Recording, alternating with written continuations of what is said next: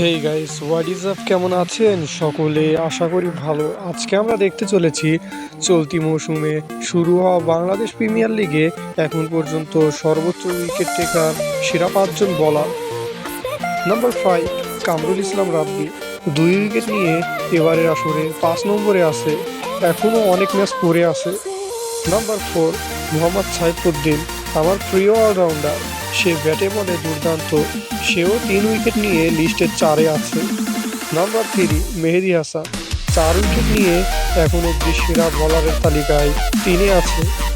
Number 2, বাংলাদেশের গতির রাজা নাহিদ রানা, তার গতিতে তার গতিতে কাবু ব্যাটসম্যানরা, সে উইকেট নেওয়ার তালিকায় 2-এ আছে।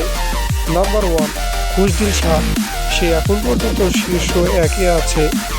এই পাক অলরাউন্ডার ব্যাট যেমন বলেও তেমন। এটা ছিল আপডেট ভিডিও। সো আরও কত বলার আসবে আর যাবে।